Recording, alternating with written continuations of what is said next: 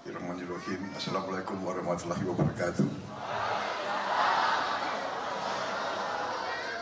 Salam sejahtera kita sekalian. Selamat sore. Shalom Om Swastiastu. Namo Buddhaya. Salam kebajikan. Saudara-saudara sekalian, marilah kita tidak henti-hentinya memanjatkan puji syukur kehadirat Allah Subhanahu wa taala, Tuhan Maha Besar, Tuhan Maha Kuasa. Kita masih diberi kesehatan, masih diberi nafas, dapat berkumpul di tempat yang baik ini dalam acara deklarasi relawan pedagang Indonesia Maju yang baru saja kita laksanakan. Yang saya hormati dan saya banggakan, Bapak Rosan Ruslani, Ketua Dewan Pembina Relawan Pedagang Indonesia Maju, yang sekaligus juga Ketua Tim Kampanye Nasional Prabowo Gibran, Bapak Haji Mulyadi Jayabaya, Dewan Penasihat Rapim, Saudara Anton Timbang, Ketua Relawan Pedagang Indonesia Maju, Bapak Azari Jayabaya, Sekretaris Jenderal Rapim, Bapak Almer Faik Rusdi, Wakil Sekjen Rapim, para Ketua Rapim tingkat provinsi se-Indonesia yang hadir di sini, para Ketua Rapim tingkat kota kabupaten se-Indonesia, seluruh relawan yang hadir di sini, juga tokoh-tokoh nasional, para wakil ketua TKN yang hadir di sini, Saudara Wisnu Wardana yang saya hormati, Saudara Erwin Aksa yang saya hormati, saya banggakan, Saudara Akbar Bukhori, dan semua tokoh-tokoh nasional lainnya yang saya tidak sebut satu persatu tanpa mengurangi rasa hormat saya. Terima kasih. Hari ini saya diundang dan saya diberi deklarasi dukungan dari para pedagang dari seluruh Indonesia. Saudara-saudara sekalian, benar tadi dikatakan para pedagang adalah penggerak ekonomi. Para pedagang bisa dikatakan adalah pejuang di bidang ekonomi. Para pedagang tidak hanya pejuang, tapi para pedagang adalah yang membangun suatu bangsa. Para pedagang menciptakan lapangan kerja. Para pedagang tidak hanya menjalankan ekonomi, tapi dia membangun suatu kekayaan. Dari kekayaan itu bisa dibayar pajak. Dari pajak itu bisa dijalankan roda negara dan bangsa. Jadi saudara-saudara, bisa dikatakan para pedagang adalah salah satu kunci dari keberhasilan kita sebagai bangsa dan negara. Kemerdekaan kita direbut oleh para pejuang fisik, tapi kemerdekaan kita berhasil dan diisi oleh para pejuang ekonomi. Ini adalah hukum sejarah peradaban manusia. Saudara-saudara, saya mantan tentara, mantan prajurit. Dan sesudah saya berhenti dari tentara prajurit, saya menjadi pedagang. Dan saya mengerti, saya paham betapa berat menjadi pedagang. Jadi jangan dilihat wajah yang senyum terus. Sebetulnya pedagang itu banyak stresnya, Betul.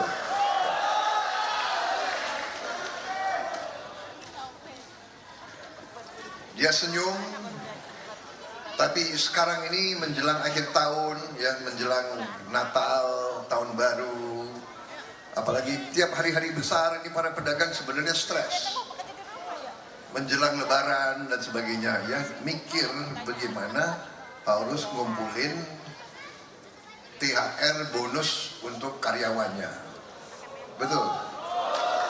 Ya. Kemudian sudah ingat-ingat jatuh tempo, kredit harus dibayar, ya kan? Hutang harus dibayar. Jangan ini gayanya saja mereka senyum-senyum. Sebetulnya mereka itu tegang. Kalau malam mau tidur dia mikir, ini gimana besok aku bisa bayar utang nggak? Kira-kira begitu kan? Saya pernah merasakan jadi pedagang gitu. Tapi namanya apalagi pedagang Indonesia. Pedagang Indonesia ini punya ciri khas. Pedagang Indonesia itu ciri khasnya adalah tidak boleh kelihatan bahwa dia rugi. Apalagi di hadapan keluarga, istri dan anaknya, iya kan? Benar ya? Benar nggak? Jadi kalau ada pengusaha Indonesia ini kan keluar dari rumah, ya kan? Istrinya nanya, kemana mas? Ini ada acara penting. Saya negosiasi penting.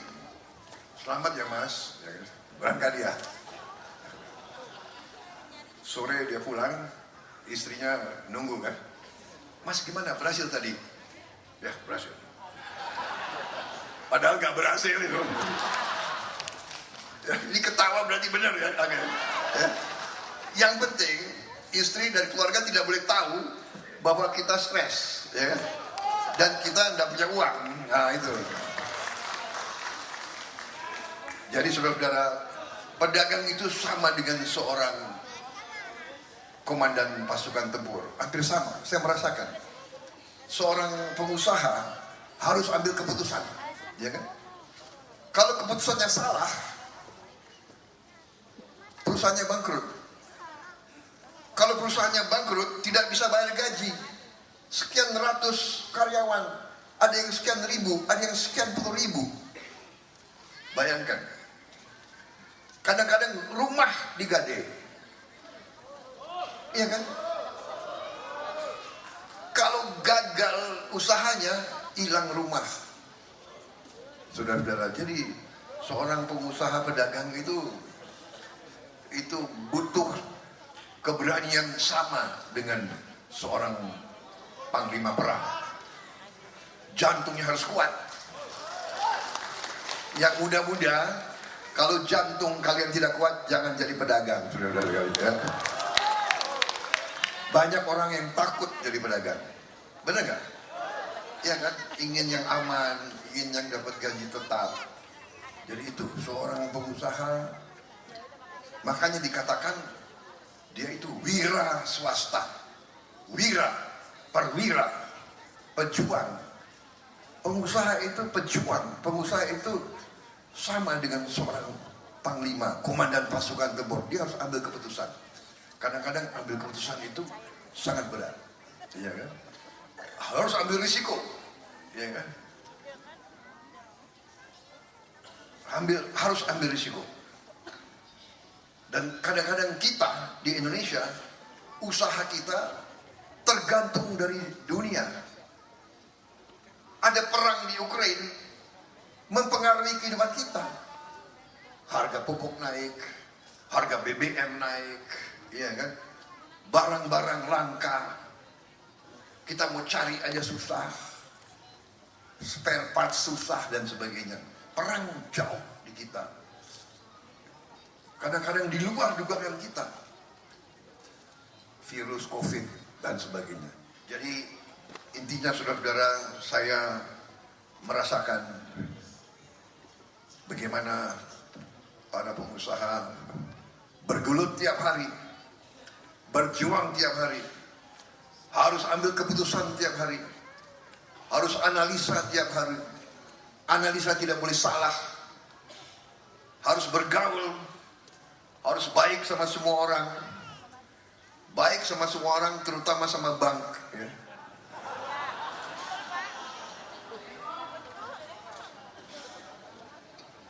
Bank itu kadang-kadang, waduh, luar biasa itu. Ya. Saudara-saudara sekalian, terima kasih atas dukungan kalian. Bangsa kita berada di suatu titik sekarang yang patut kita syukuri. Kadang-kadang terutama elit kita ini, ya elit kita, terutama orang-orang pintar kita ini, kadang-kadang sulit mengakui prestasi.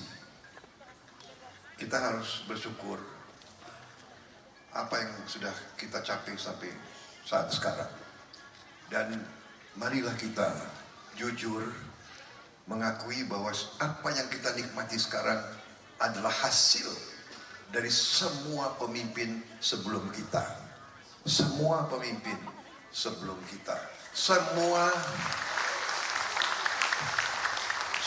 presiden, semua wakil presiden, semua tokoh-tokoh berpuluhan tahun sebelum kita. Ini fakta, fenomena sejarah. Tidak ada satu orang yang punya tongkat Nabi Musa bisa merubah keadaan, tidak. Ini selalu usaha bersama. Seorang pemimpin tidak bisa dia berbuat sendiri. Tidak bisa. Seorang jenderal tidak memenangkan pertempuran sendiri, tidak mungkin.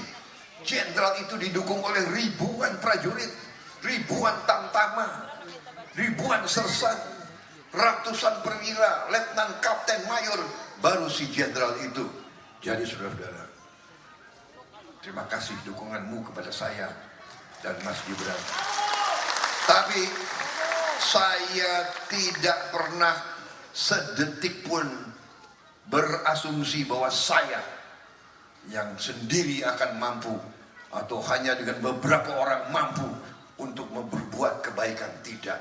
Saya sadar sesadarnya saya butuh bantuan banyak orang, banyak patriot, banyak putra-putri terbaik bangsa Indonesia yang harus kita cari dari sekarang. Saya sadar sesadarnya. Dan karena itu, setelah saya masuk kabinet, setelah saya diajak Pak Jokowi, saya melihat dari dekat bagaimana roda pembangunan negara berjalan. Saudara-saudara sekalian, memang kita masih banyak menghadapi rintangan, kesulitan, hambatan. Memang itu benar. Tapi kita bersyukur juga ada pengelolaan, ada leadership, ada pengambilan keputusan yang tepat. Sehingga alhamdulillah sampai sekarang di mana banyak negara mengalami kerusakan, kegaduhan, perang saudara, dan sebagainya, kita bersyukur bangsa kita sampai sekarang masih tenang, masih sejuk, masih damai, masih bersatu, masih kompak. Walaupun di sana sini tentunya kita mengakui ada ketidakpuasan, ada yang kurang sabar dan sebagainya. Saudara-saudara sekalian, kita kebetulan berada di pihak yang mengerti. Saudara-saudara sebagai pengusaha sadar tidak mungkin kita bisa berusaha, tidak mungkin ekonomi berjalan dengan baik kalau terjadi ketegangan yang tidak perlu, kalau terjadi kerusuhan, kalau terjadi tidak ada kerukunan. Kunci ini kita sadar sesadar-sadarnya. kita mengerti, ibu-ibu mengerti, emak-emak mengerti, semua yang jualan di pasar mengerti. Tidak mungkin kita bisa ke pasar jualan kalau ada ketegangan, kalau ada cekcok.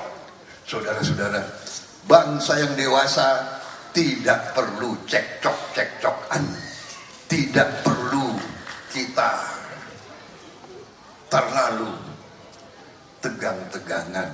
Kalau ada perbedaan pendapat, bicara yang baik, datang di ruangan, ya kan? Tidak ada masalah. Saya 10 tahun saya rivalnya Pak Jokowi, nggak ada masalah itu. Sekarang jadi anak buah, nggak ada masalah itu. Karena kita sama-sama apa?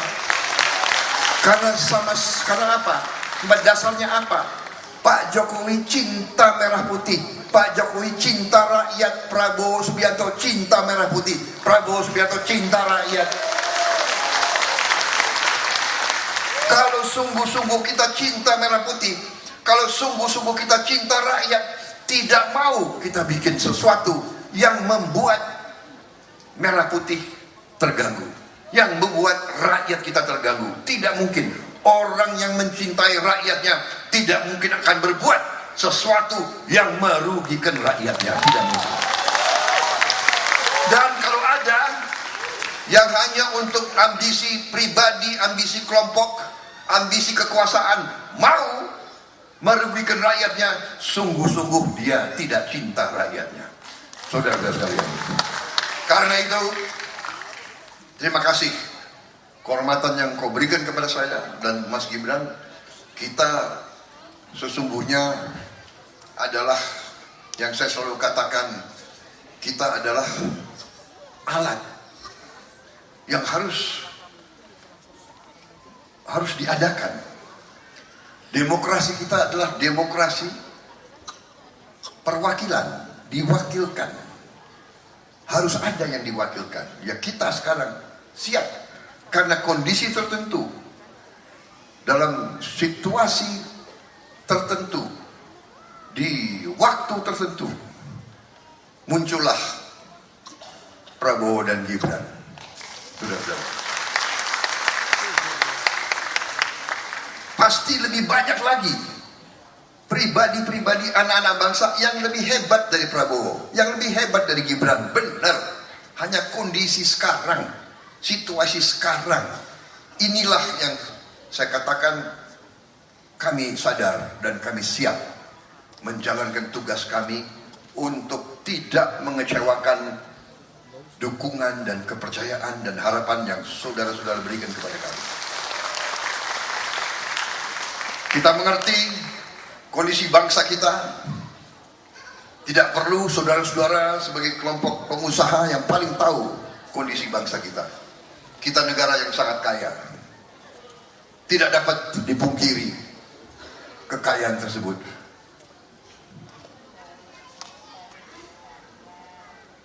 Kekayaan bangsa kita tidak dapat diragukan. Nusantara kita, gugusan kepulauan ini, diberi karunia yang luar biasa. Tanah kita, air kita, luar biasa karunianya, kekayaan itu. Tapi masalahnya adalah apakah kita mampu mengelola kekayaan itu? Apakah kita pandai menjaga kekayaan dan mengelola kekayaan itu? Saudara-saudara sekalian, persaingan di dunia ini keras. Kita ingin baik, belum tentu bangsa lain mau baik sama kita. Saudara-saudara sekalian, di mana-mana saya mengajarkan, saya mengungkapkan suatu hukum sejarah yang diajarkan di sekolah-sekolah strategi negara-negara lain. Di mana-mana diajarkan itu. Di semua negara besar diajarkan itu, yaitu hukum Thukydides. Thukydides seorang ahli sejarah Yunani. Dia punya hukum itu bunyinya sangat sederhana. The strong will do what they can.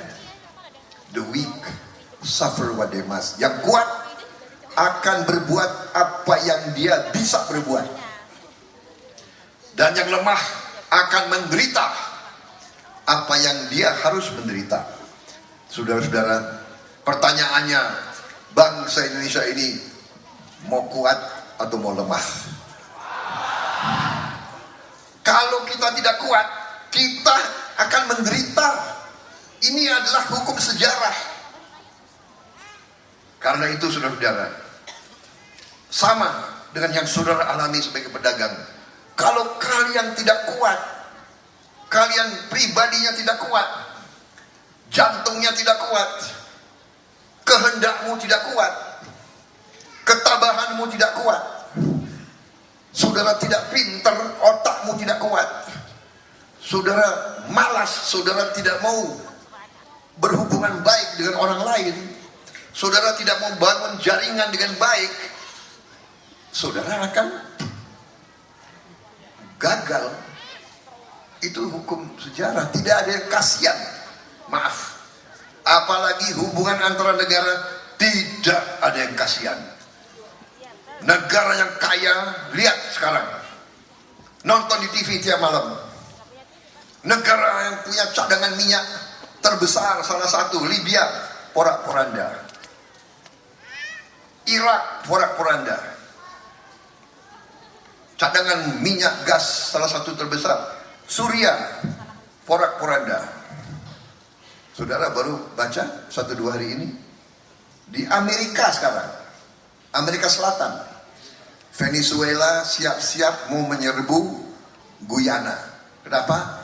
Di Guyana ketemu minyak yang sangat besar. Venezuela mengatakan itu wilayah saya. Saudara-saudara sekalian, apakah kita mengira 3 tahun yang lalu akan ada perang di Ukraina?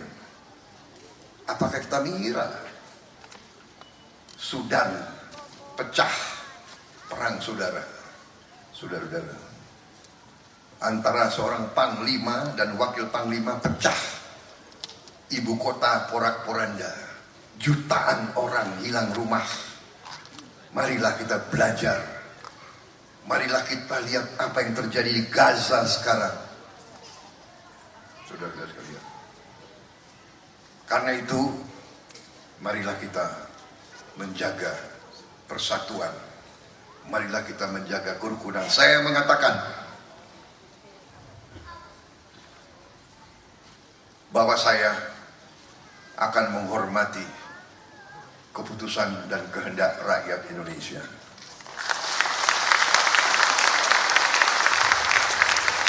Siapapun yang dipilih oleh rakyat Indonesia, saya akan hormati. Dan saya sudah buktikan 2 kali saya kalah dengan Pak Jokowi, saya datang ke pelantikan Pak Jokowi. Saya tidak pernah tidak datang. Saya hormat sama beliau yang terima mandat, dan kedua kali malah saya diajak bersatu untuk membangun negeri ini. Saudara-saudara, siapapun yang menang nanti mendapat mandat, saya akan hormat. Kalau bukan saya yang menang, saudara-saudara kalian.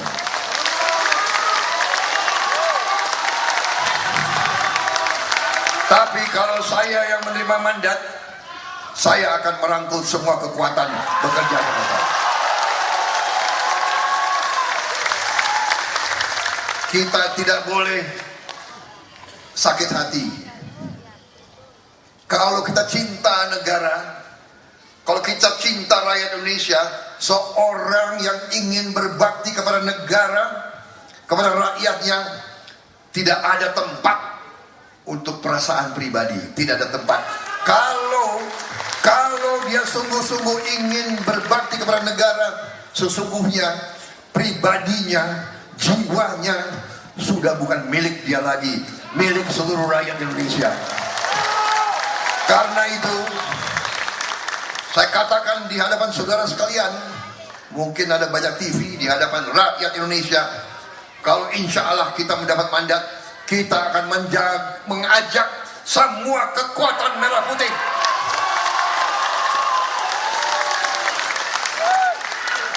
dalam suasana kampanye biasa itu. ya kan, panas-panasan. Tapi kita, terima kasih, saya senang sama saudara-saudara sekalian. Kita selalu sejuk. Kita selalu gimana?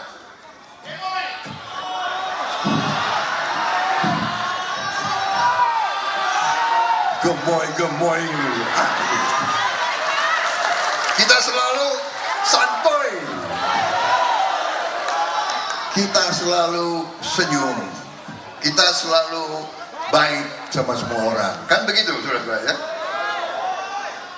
Saya kadang-kadang ya kalau saya lihat ya apa itu hoax, serangan-serangan di sosmed, kadang-kadang geleng-geleng kepala juga saya, ya kan? Prabowo menempeleng dan mencekek wakil menteri. Bertanya, heran gue sama dia. Prabowo begini, Prabowo begitu, nggak habis-habis. Tapi tenang aja, nggak ada masalah. Ya kan? Saya juga kadang-kadang bagaimana? Pak Jokowi diserang lah, inilah. Bukan Pak Jokowi aja, ibu juga diserang. Ini apa ini? Ya kan? Tapi aku lihat beliau senyum aja tuh, Pak Jokowi itu. Ya kan? Beliau senyum aja. Karena itu,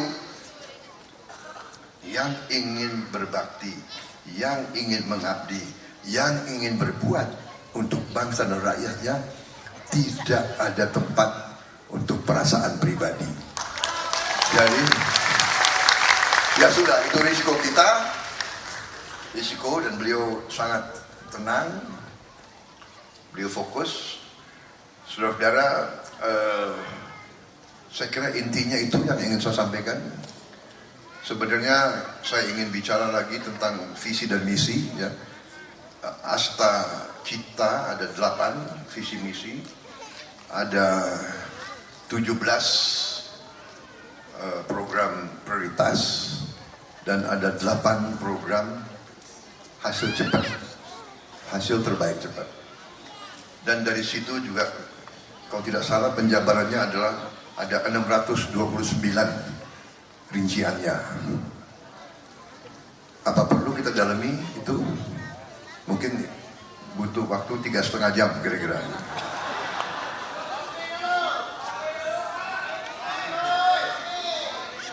Kopi. Waduh, ini Rapim gimana panitia ini? Kopi di mana kopi itu? Saudara-saudara sekalian, yang penting nanti bukunya saya teruskan kepada Rapim, ya. Saudara nanti pelajari. Tapi saudara-saudara, ini udah hasil dari saudara juga, karena saya ambil yang terbaik, usul-usul saudara-saudara sekalian. Koalisi Indonesia Maju 9 partai hebat-hebat, ya kan, tim pakar saya juga hebat-hebat. Jadi ciri khas tim pakar saya itu secara kebetulan, ya kan, banyak pakarnya itu botak-botak kepalanya.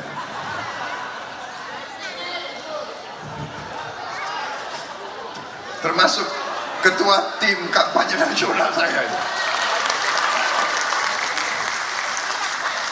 Tapi ciri khas orang botak itu, orang botak itu kalau botaknya di depan, dia pemikir.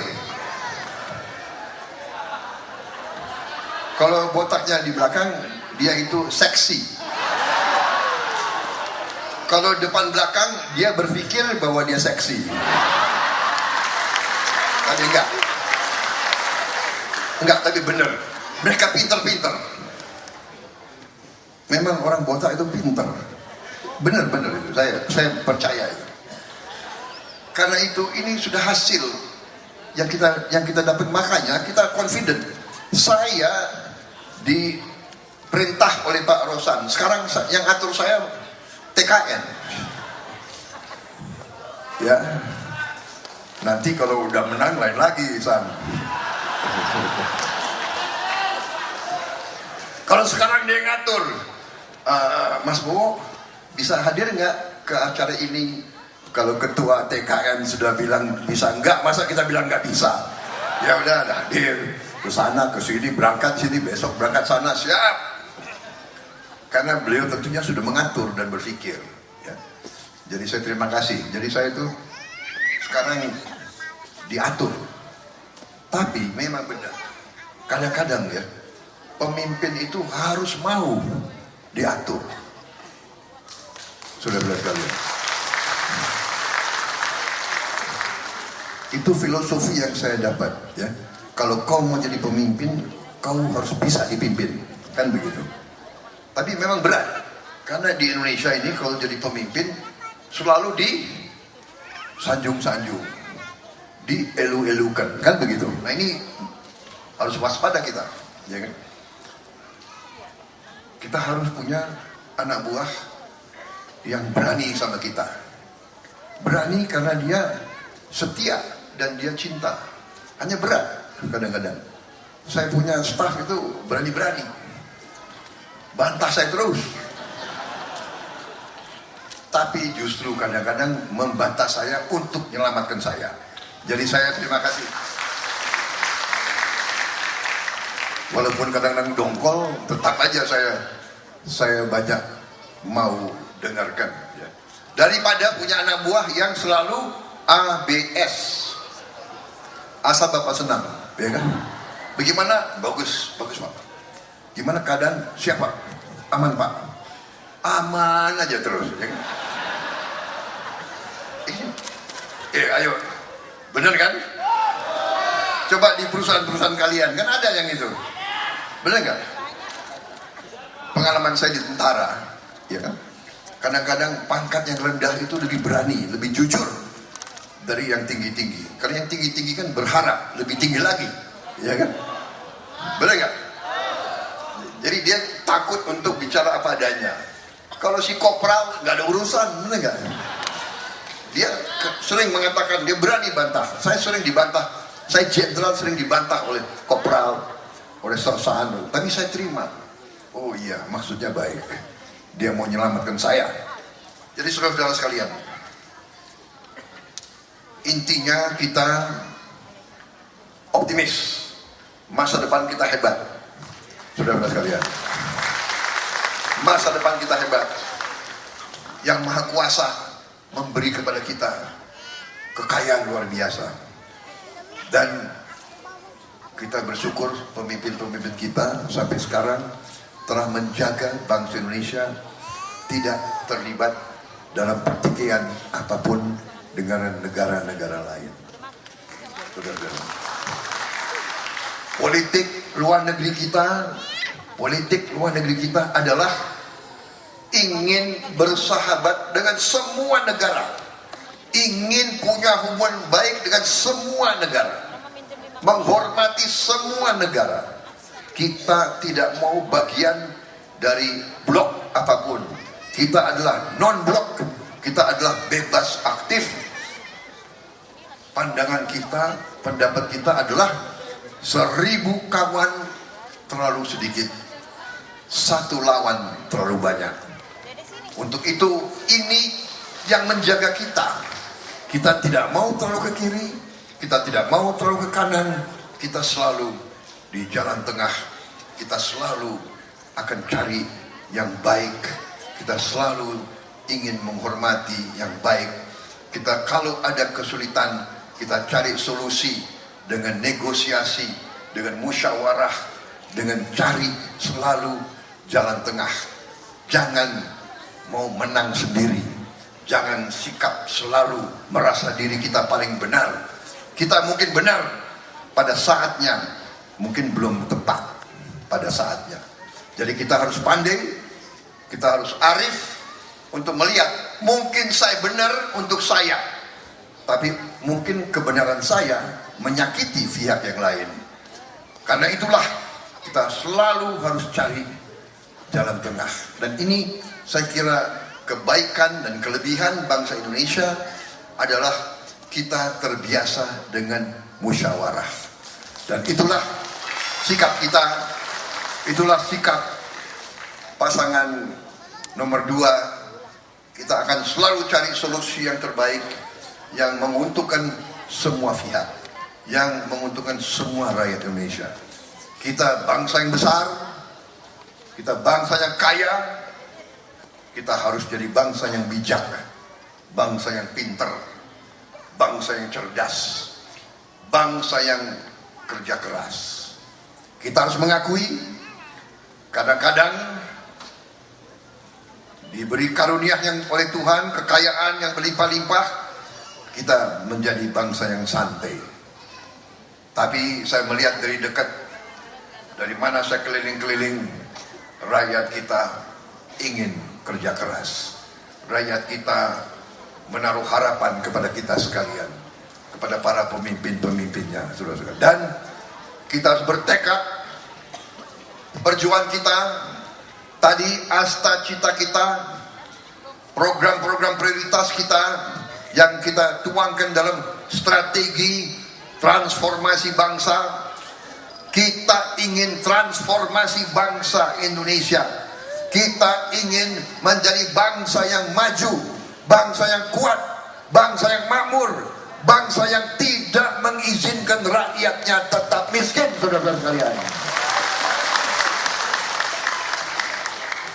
Kita harus punya keberanian, kita harus berani, bertekad, jangan ragu-ragu mengatakan kemiskinan harus kita hilangkan dari bumi Nusantara ini.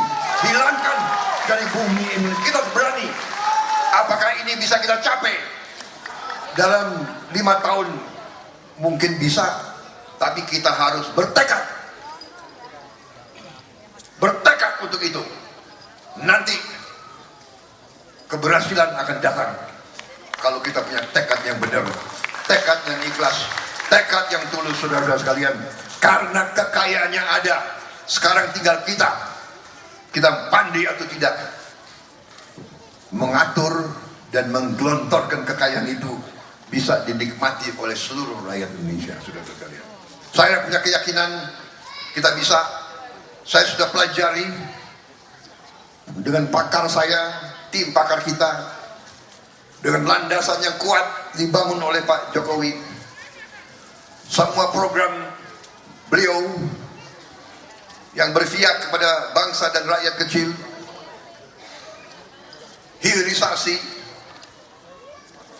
target-target yang beliau sudah capai, program-program yang beliau sudah lakukan harus kita lanjutkan, harus kita perbaiki, harus kita tingkatkan, saudara-saudara.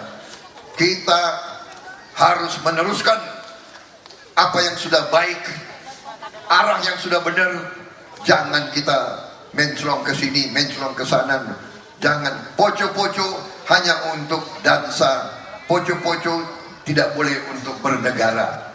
Maju 2 langkah, mundur 3 langkah, bukan pembangunan suatu bangsa dan negara. Saudara-saudara sekalian, kita optimis, kita akan mencapai Indonesia maju, kita akan mencapai Indonesia makmur.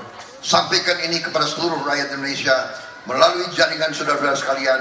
Kita harus turun ke tingkat yang paling bawah, ke akar yang paling bawah, saudara-saudara sekalian.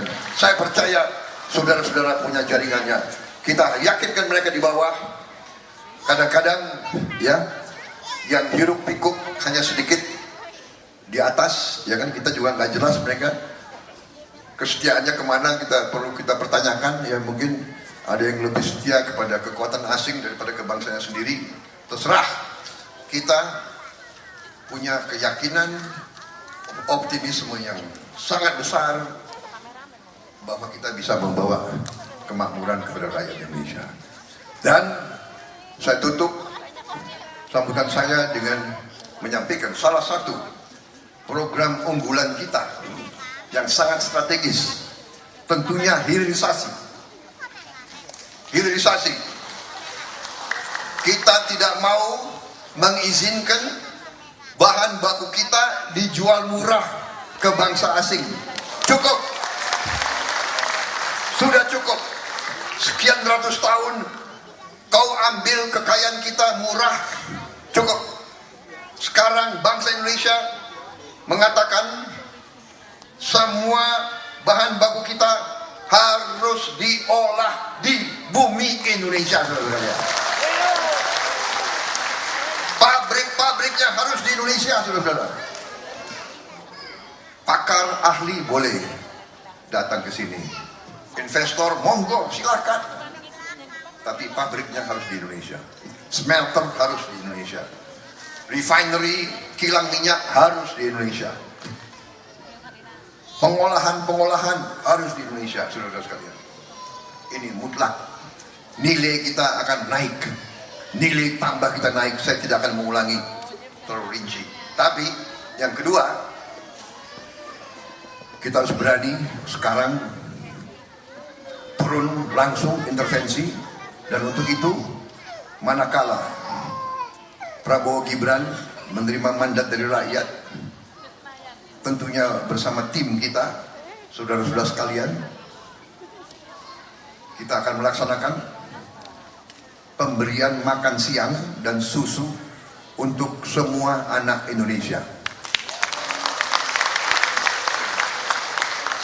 termasuk yang masih di kandungan ibunya, karena dia 9 bulan di kandungan ibunya dan ibunya harus kita dukung. Dengan ini masa depan bangsa Indonesia, anak-anak Indonesia akan tumbuh kuat, kuat sel otak, kuat sel otot, kuat sel tulang. Anak-anak Indonesia akan tumbuh menjadi warga negara yang cerdas, yang kuat, yang bisa bekerja, yang bisa membawa Indonesia benar-benar menjadi negara makmur dan kuat. Ini strategi yang kita yakini. Ada yang apa? Ada yang apa istilahnya? Nyinyir. Ada kan? Nyinyir ya. Selalu ada ya. Gue heran tuh ya. Bangsa Indonesia kok selalu ada yang nyinyir ya. Kita ingat gak kalau kita di sekolah ya, kita udah berbuat baik, ada teman kita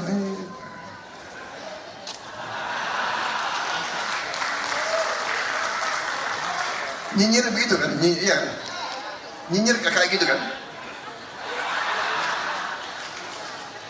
Apa bisa? Selalu apa bisa? Belum dicoba udah apa bisa? Itu namanya menyerah sebelum bertarung. Ya itu yang dibilang oleh Bung Karno, ya kan? Bangsa tempe. Padahal tempe sebenarnya enak gitu. Maksudnya bangsa lemah, ya kan? Kita punya cita-cita yang gemilang. Apa bisa? Bung Karno pernah mengajarkan kita, gantunglah cita-citamu setinggi langit. Ini. Tapi kita sudah hitung, kita sudah simulasi dengan angka-angka, ternyata 76 negara di dunia sudah memberi makan siang untuk anak-anaknya. 76 negara. Dan sekarang kalau tidak salah ada tambahan 6 negara lain yang sedang menyiapkan. Dengan Indonesia berarti 7 negara. 76 negara sudah. Dan PBB mengatakan inilah cara yang paling benar untuk mengurangi kemiskinan, menghilangkan kurang gizi, stunting, dan ini yang akan membawa suatu bangsa bangkit menjadi bangsa yang kuat, saudara-saudara. Ya kan? Jadi tenang saja, kalau ada yang nyinyir itu sedikit, ya kan? Saya sudah hitung sedikit, orangnya itu juga, ya kan?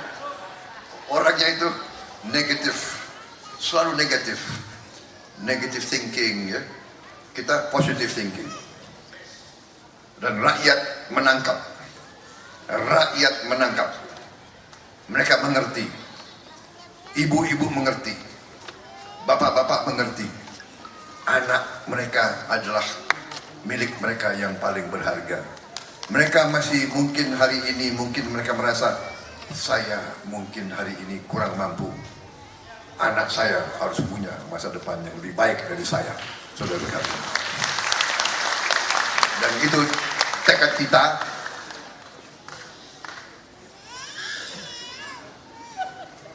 Mohon izin Bapak, waktu sholat maghrib hampir lewat. Siap.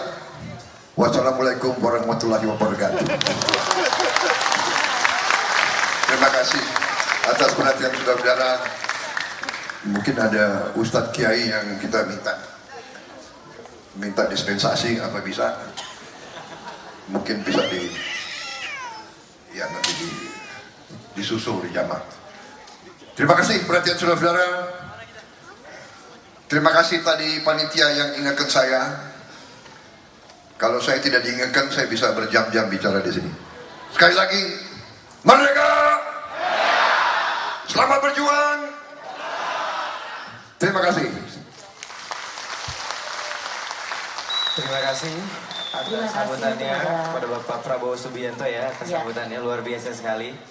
Bapak sehat selalu Bapak. Terima kasih Bapak. Oke, kita sambil itu kita sebelum lagu mulai, Rapim! Rapim! Rapim!